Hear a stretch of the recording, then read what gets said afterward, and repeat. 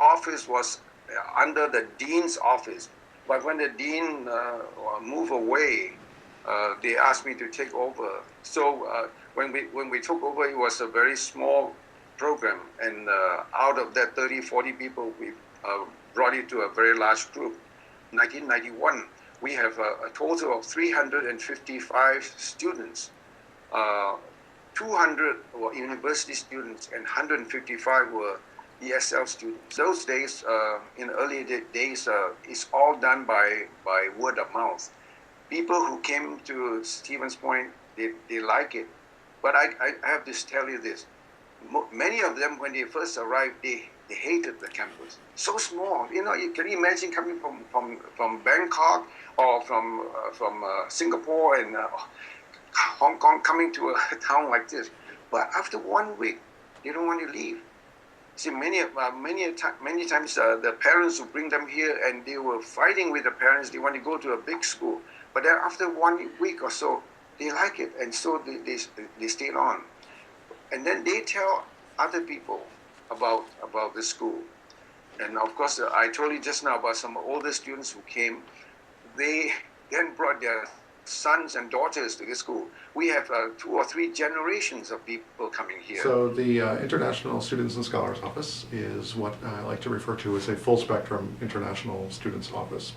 That means that we have responsibility for basically everything from the front end of the student's experience, that is to say recruitment of students to the university, as well as the admissions processing for international students. The generation of immigration documents that allow the students to join us here at Stevens Point.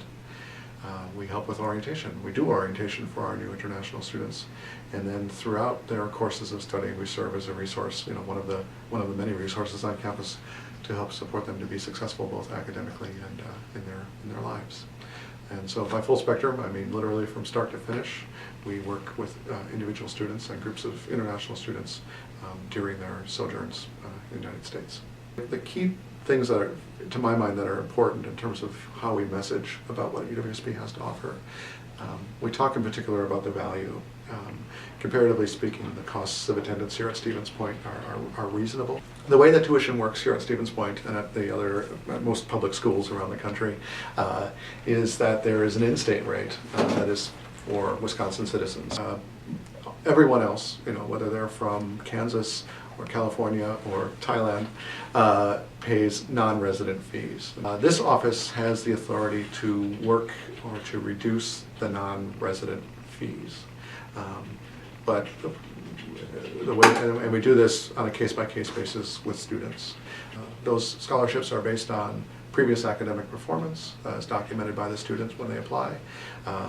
We ask for personal statements to ask the students articulate why this might be a good fit for them and how they're going to be engaged and involved. Letters of recommendation from instructors, again, so we can get more of a holistic view of what the student's going to bring to the community. One of the pieces of Melissa's portfolio in combination with me is thinking about how we can have more touch points with the students throughout their time with us, how we can maybe present topics and intervene at times that are appropriate to provide more support and help the students to smooth that transition. We are moving into a much more intentional approach to that, which I think is going to help us to do our jobs better and to help our students have better experiences overall.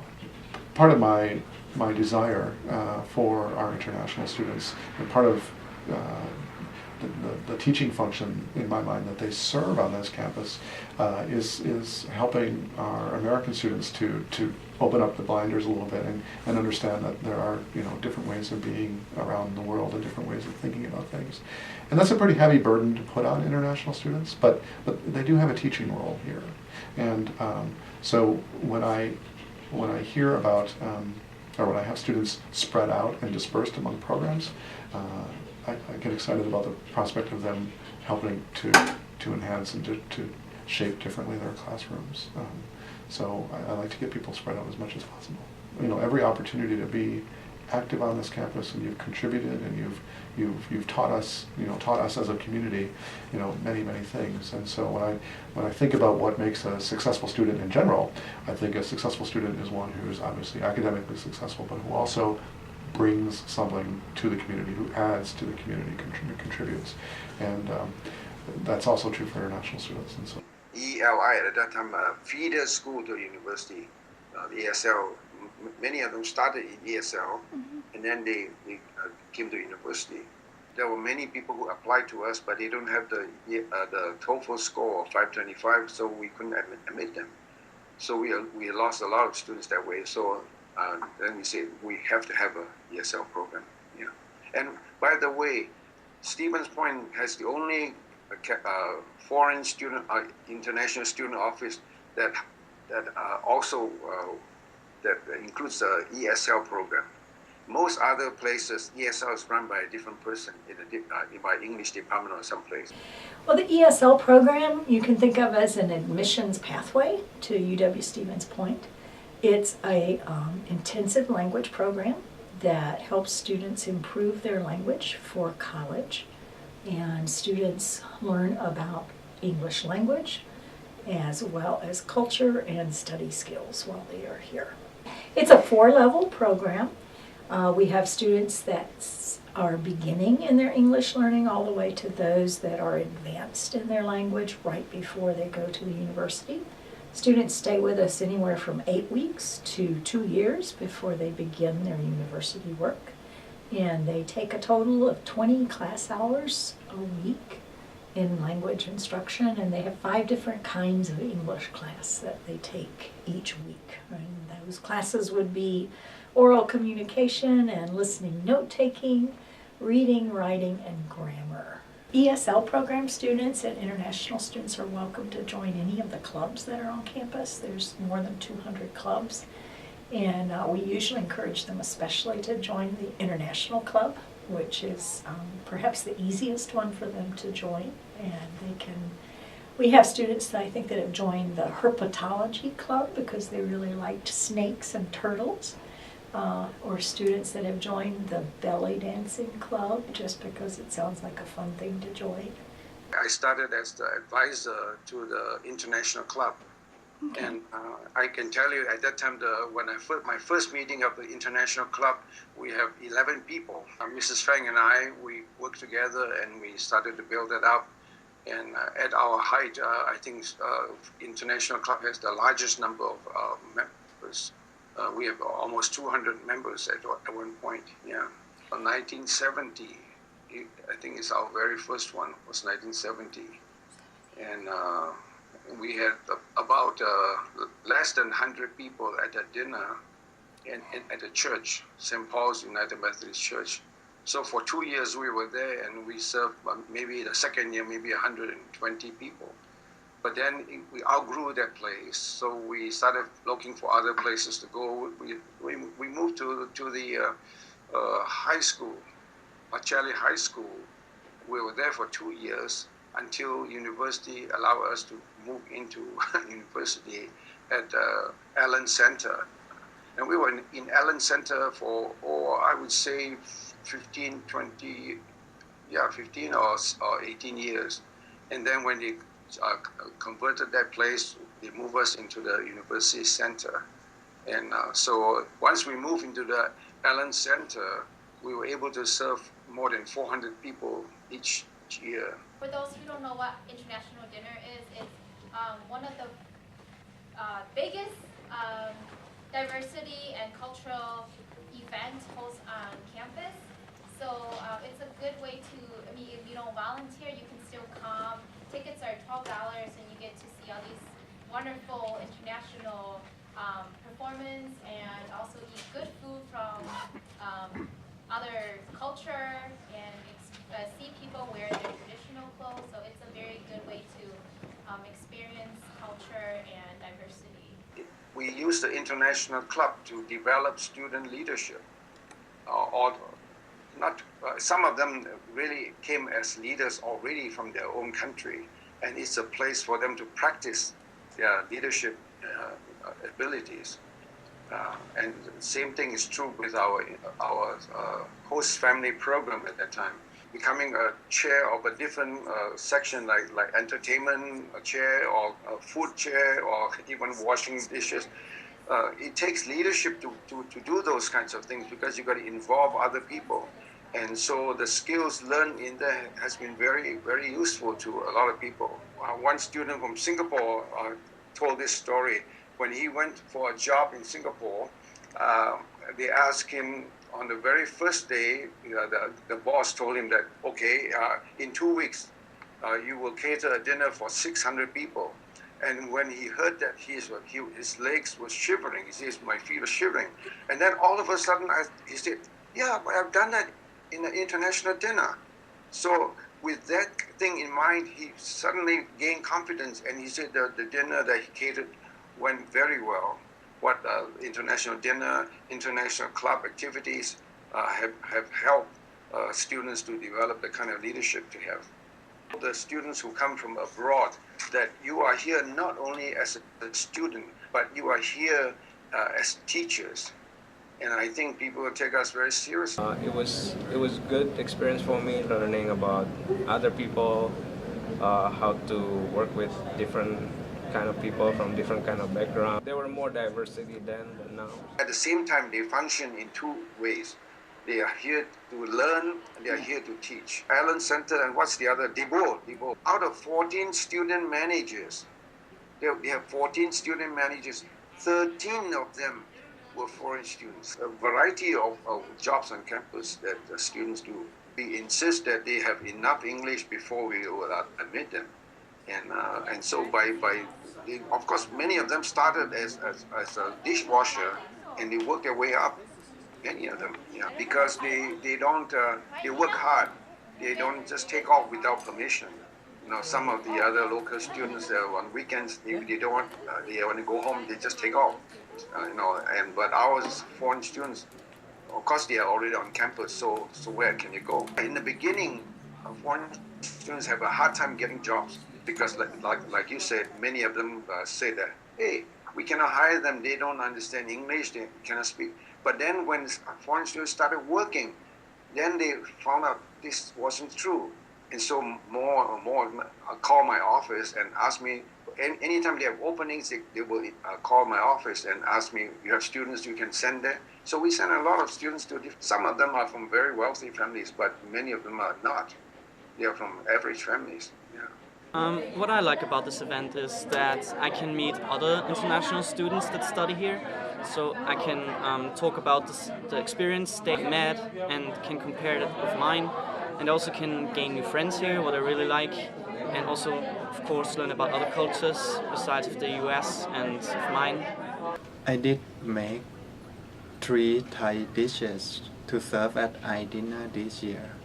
I am very glad that people like Thai food, and I am very appreciate that I can be representative of my country to introduce my country to other people in US and another people, like another international student, to know what kind of food that we have in Thailand.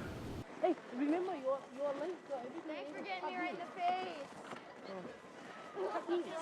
Splash. Your legs must be in, not go out.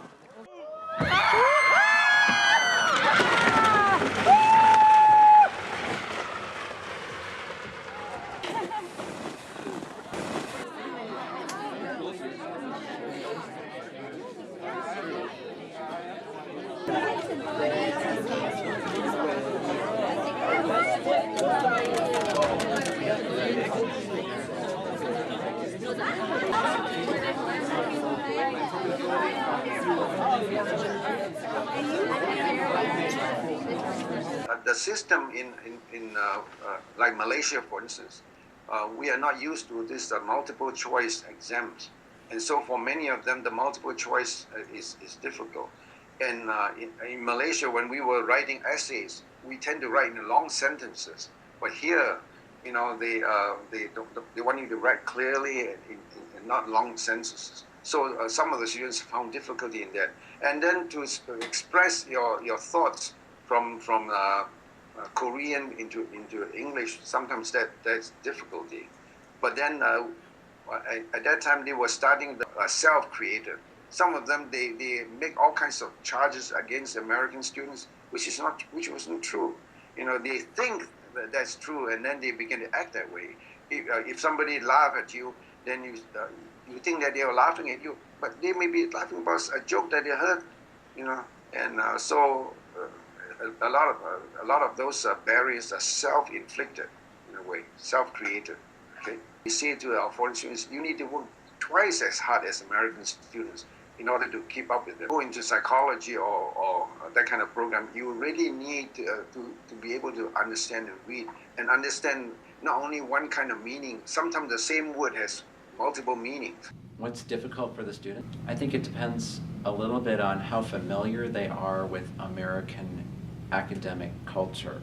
So, for example, the Chinese students who come here already know about being on time, doing the homework, and taking tests. They are very oriented toward reading because they have to study reading very, very hard. But Saudis, for example, focus on more oral communication, so they listen and they speak. They're speaking and listening, and their vocabulary is usually very good. They have almost no understanding at all of grammar, as opposed to the Asian students who have all studied grammar. The Saudis read generally much less proficiently than they speak and they listen. Their writing is generally much lower than the other students, and so they have a sense that they should be at a higher level, and they're often frustrated because there is just so much building that they need to do. So they speak more in class, whereas the Asian students tend to speak a little bit less or more quietly or more reticently, a little bit more slowly to speak up. But they often know more about the topic or know the right answer faster than the others who speak faster. So it creates, there is a kind of disconnect in the classroom between the different cultures. My first year, I record the classes a lot. But I noticed that there's no time to listen to it. So I quit now. And my first year, I was a hard worker. Like, I tried to read everything before the class and I tried to review it after the class, which usually American student doesn't do. But yeah, I worked so hard. During the class, I still take notes with English as well as Japanese, and yeah, I always try to find someone like in the class. Like, I always ask my friends if she has the same class with me so that she can help. It's about the language things, yeah, the technical terms of clinical laboratory science, and also other classes as communication 101, which is I really afraid of being in front of people. Yeah, so it's kind of difficult. Going outside to the real world is very difficult because there is my people who don't understand your accent or the way you speak. You speak different inside the class, but when you go outside, it's totally different. I understand how an international student can face a problem when they come to the United States, especially because even though I'm very well versed with the language, I did face a little bit of a challenge at first because I wasn't used to the culture, American culture. But like simple thing like eye contact, it's very vital here, especially. Whereas as an Asian person, it's rude to actually have a long, too long of eye contact. So you learn something out of it, American people are very welcoming, but it's a different kind of politeness as we have in Europe. So it's still different, but everyone's nice, everyone's polite. But there are cultural differences, of course. Weather was good, really cold. But we are not habituated to the cold weather. In our country, it's like more warm. What about people? They're smiling every time. For example, I used to be in UK for 6 months, and all people there are cold. They're never smiling or something like that. Yeah. Another thing I think which will help an international student is to go out and explore. You're already in the United States, right? Don't just stay in your clique, your own Colombian clique or Chinese clique or whatever. Go, you're here. Why don't you talk to American, Caucasian American, Black American, know about their culture, their kind of dance, their kind of food. The thing about people especially is especially in Wisconsin, people are very friendly. Study at University of Stevens Point. So every time I have a question, I just go to my professor office and ask them in person, and they're very kind. They try to explain to me what point that I don't understand, and they very help me get through this, get understanding the subject of the class.